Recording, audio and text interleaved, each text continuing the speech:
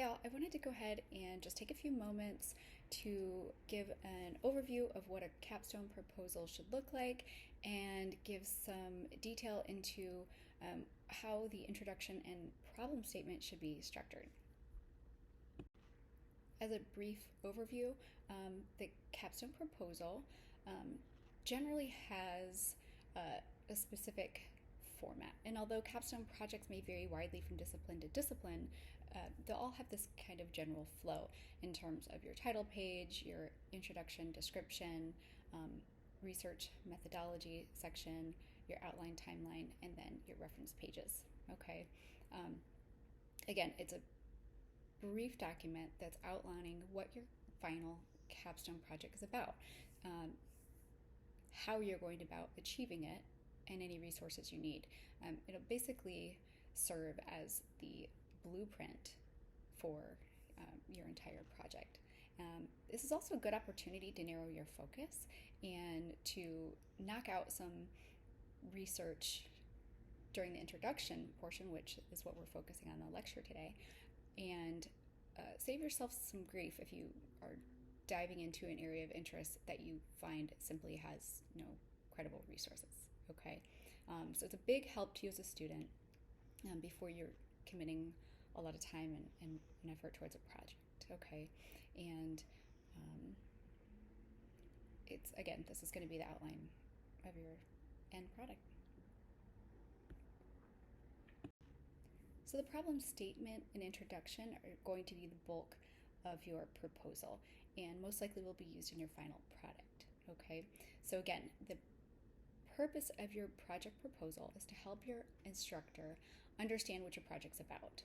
Your statement and introduction are essential for helping your stakeholders understand your purpose and, more importantly, create the buy-in so that your project is approved. Okay. Make sure you are adhering to the points in the DMS guideline and attempt to provide as much objective evidence for the requirements as possible. What does a good proposal look like?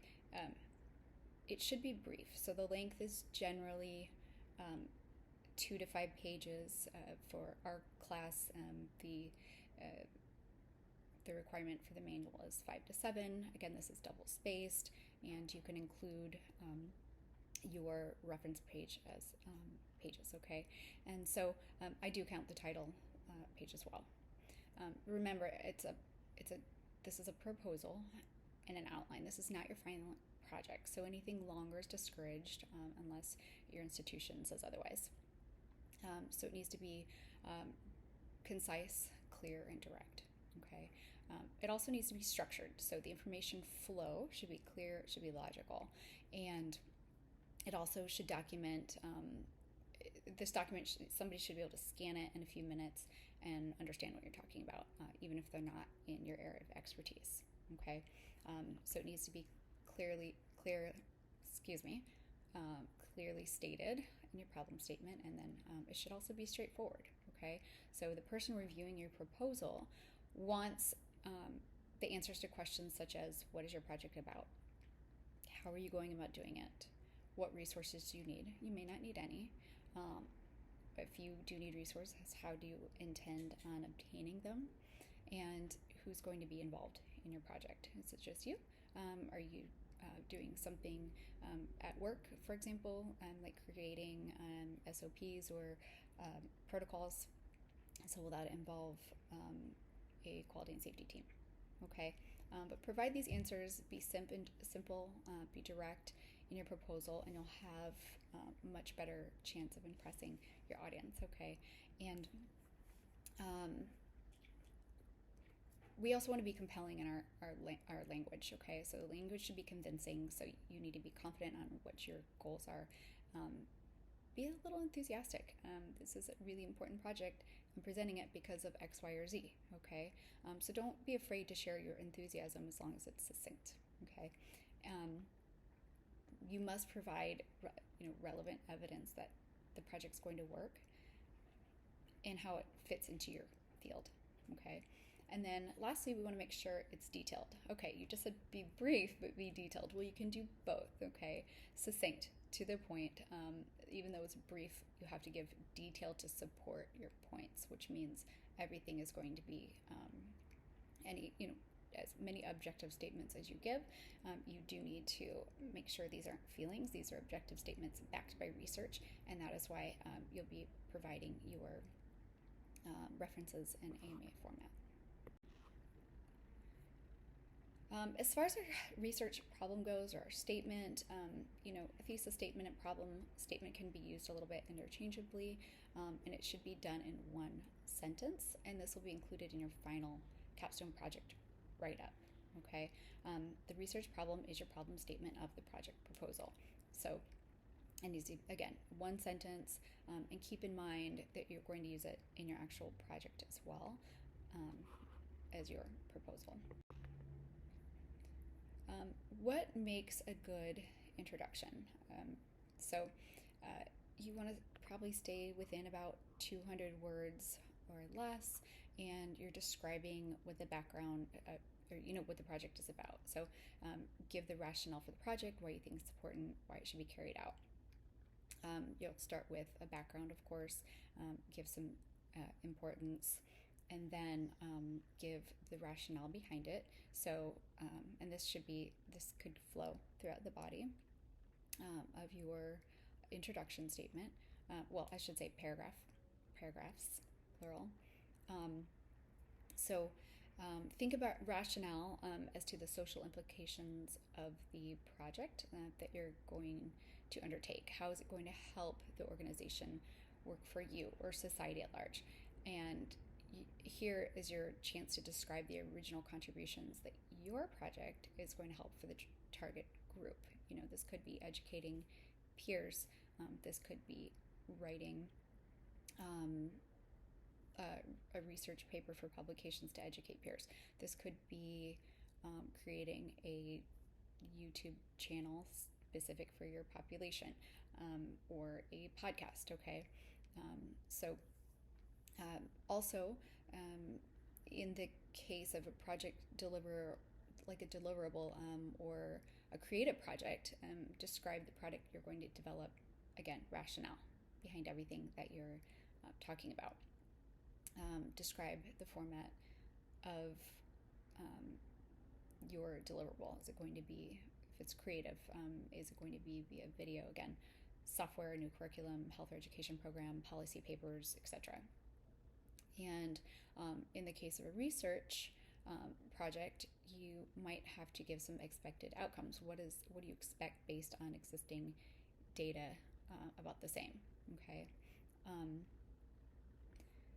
In the case of a creative product, you'll again want to go into that final product description and how it's actually going to work.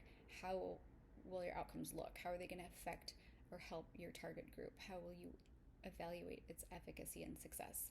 Having a measurable outcome is important. Okay. Again, you'll need specific documentation, rationale, and references for your work.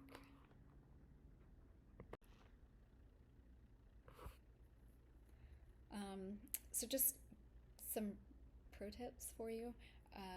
Again, the capstone project isn't just an outline, it's a blueprint, and the introduction statement is really important for creating buy-in. It is where you are going to lay the foundation for your actual final project, and this course is meant to help you get that done.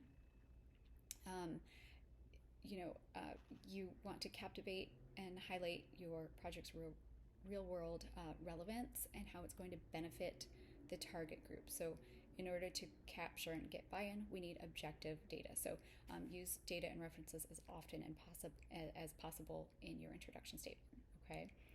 Be interesting. Say something about your motivation for choosing out to carry about that project. Be succinct, but include some information about your background experience or why it qualifies you to carry it out, okay?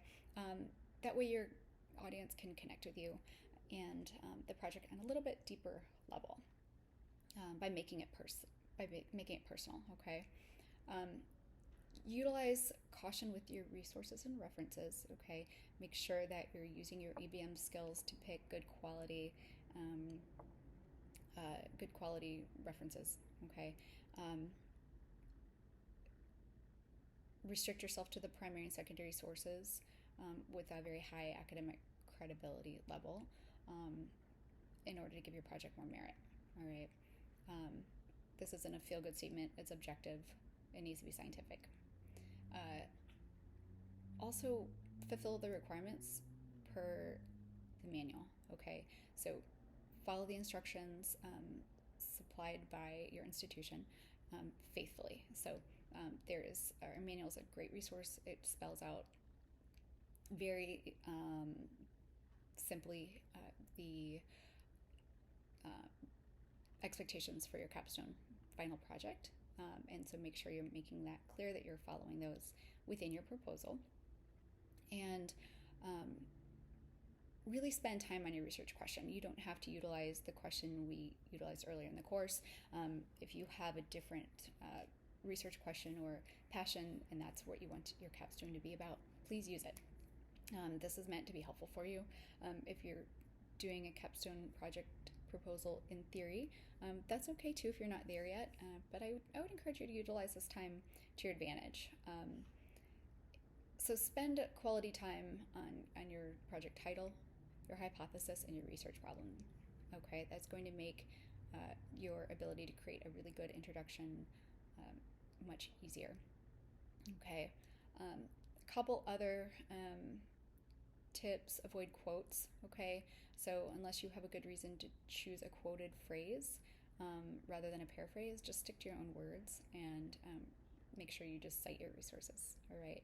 Um, it's also helpful sometimes to review other capstone projects and proposals done by students within the school.